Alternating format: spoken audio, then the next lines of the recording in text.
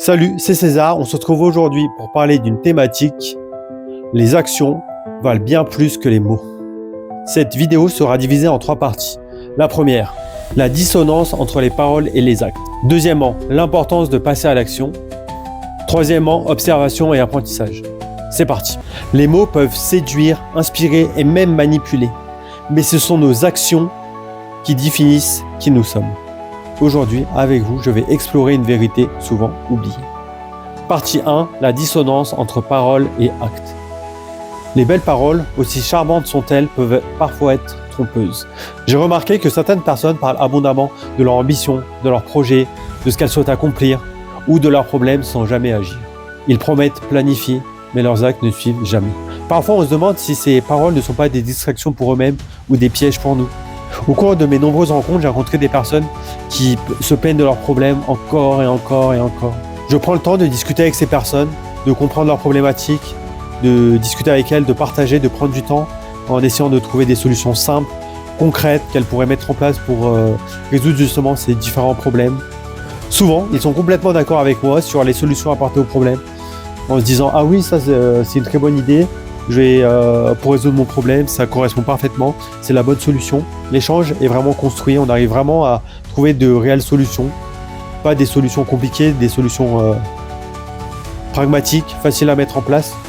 Pourtant, ces personnes ne mettent pas en place les solutions potentielles trouvées ensemble. Ils continuent toujours à faire la même chose, jour après jour, et à se plaindre de là où ils sont. Donc moi, je trouvais ça vraiment bizarre de se dire, j'ai discuté avec cette personne, j'ai pris du temps, j'ai essayé de trouver des solutions simples, pragmatiques à mettre en place. Cette personne n'a rien fait et continue à se plaindre auprès d'autres personnes des mêmes problèmes. Il continue de rejeter la faute sur telle ou telle personne, dire « Ah, c'est la société, ah, c'est ceci, ah, c'est cela », mais ne prennent jamais d'action. J'ai l'impression d'avoir perdu mon temps à écouter ces personnes, avoir pris du temps pour trouver des solutions. Mais néanmoins, c'était gentil de les écouter, d'avoir pris du temps pour eux. Au moins, ces personnes se sont senties écoutées, respectées, parce que justement, il y a eu un échange, une discussion. Donc, tout n'est pas entièrement négatif. Pour moi, je dirais que ces problèmes définissent qui ils sont.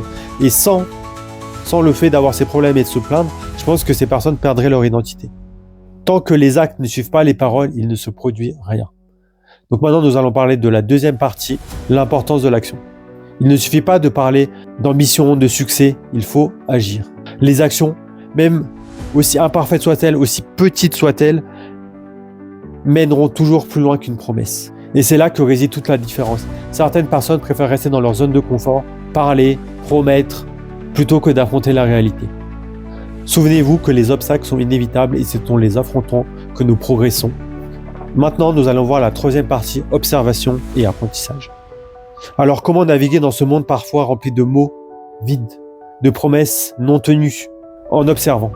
Regardez autour de vous, écoutez ce que les gens disent, mais regardez ce qu'ils font. Prenez du recul et analysez.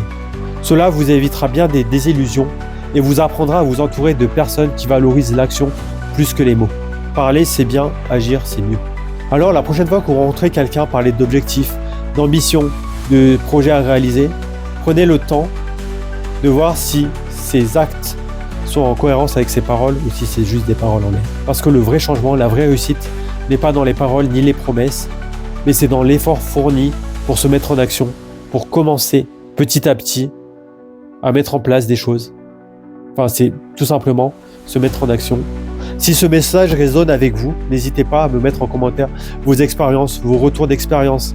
Comment vous mettez à l'action pour atteindre vos rêves, vos objectifs, si vous avez des promesses que vous n'avez jamais tenues, pourquoi, etc.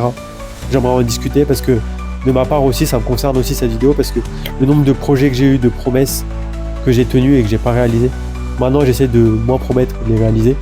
Mais bon, c'est un combat quotidien. Et surtout, souvenez-vous, votre courage, votre détermination et vos actions sont la clé de la réussite. À très vite pour une prochaine vidéo très inspirante. Merci de m'avoir écouté. Ciao, ciao.